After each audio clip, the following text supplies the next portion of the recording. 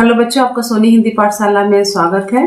तो हम लोग जैसा कि पढ़ रहे हैं डिग्री सेकेंड ईयर का थर्ड सेमेस्टर का जो है हम लोग पढ़ रहे हैं फिफ्थ लेसन का नाम है फूल और कांटा। ओके, तो फूल और कांटा का जो हमने लेखक परिचय बता दिया है, तो आज हम लोग पढ़ेंगे उसी पाठ का जो है सारांश।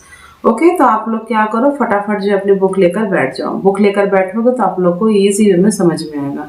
ओके बच्चों, तो सारांश कुछ इस तरीके से है। और हाँ, जैसा कि हम बता रहे हैं कि हमने जो है जो भी क्वेश्चंस बताए हैं, जो भी लेसन एक्सप्लेन किया है, बहुत शॉर्टकट में एक्सप्लेन किया, बहुत इजी वे में एक्सप्लेन किया है। तो आप लोग क्या है उसको सुन लोगे तो आपको काफ़ी हेल्प होगा। और कुछ दिन के बाद यानी कि 2-3 दिन के बाद हम क्वेश्चन पेपर रिवील करने वाले हैं। कौन सा?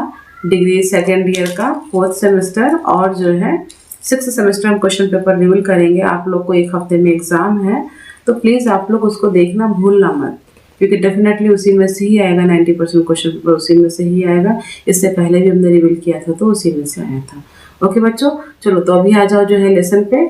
हाँ, सारांश कुछ इस तरीके से है। इस कविता के माध्यम से कवि यह कहना चाहते हैं कि मनुष्य का कर्म ही उसे महानता के शिखर पर ले जा सकता है। ठीक है, अगर आप अच्छे काम करोगे तो आप जो है डेफिनेटली आपकी गिनती जो है अच्छे लोगों में होगी, और जब अच्छे लोगों में होगे तो अच्छा नाम होगा, तो लोग आपको अपने आप जो है जानना शुरू करेंगे।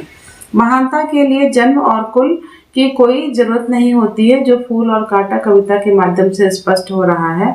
इसका सारांश कुछ इस प्रकार से है, यानी कि अगर आप महान व्यक्ति बनना चाहते हो तो ये जरूरी नहीं है कि आप अच्छे कुल में, अच्छे घर में, एजुकेटेड पर्सन या फिर किसी रिच फैमिली में अगर आप जन्म लेते हो तो ही जो है आप महान कहलाओगे। नहीं, इंसान महान कहलाता है अपने कर्मों की वजह से। कर्म में आप जैसा काम करोगे वैसा आपका नाम होगा। ओके, एक ही जगह पर 2 प्रकार के मनुष्य होते हैं, एक धर्म पर चल तो दूसरा जो है अधर्म पर।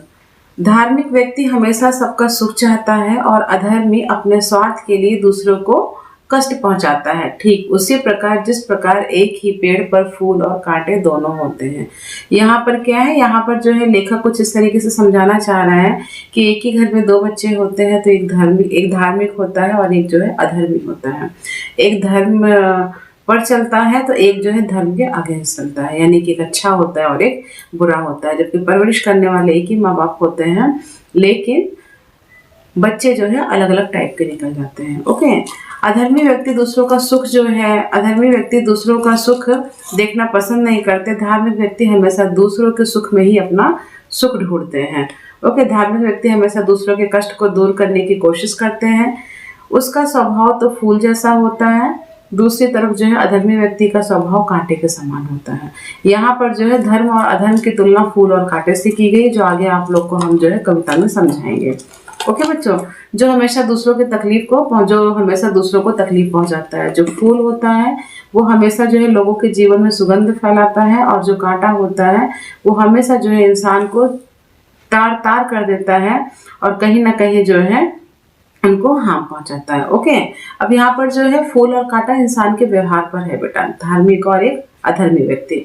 धार्मिक व्यक्ति तो अपना सब कुछ न्यौछावर करते हैं। ठीक उसी प्रकार जिस प्रकार फूल तितलियों को अपने गोद में बैठाकर तथा भंवरे को अपना रस पिलाता है, लेकिन अधर्मी व्यक्ति कांटे के समान होता है। समझ में आया?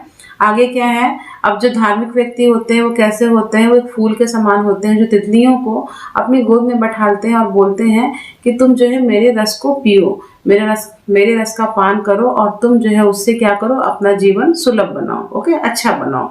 लेकिन जो कांटे होते हैं वो हमेशा दूसरों को सिर्फ और सिर्फ नुकसान पहुंचाते हैं। धार्मिक और अधर्मी व्यक्ति ठीक उसी प्रकार है जिस प्रकार फूल और कांटा, जिस तरह से कांटा सबको खटकता है तो फूल भगवान के शीश मुकुट पर चढ़ाया जाता है। इसलिए कहा जाता है कि व्यक्ति की बड़ाई कुल और जन्म से नहीं होती है।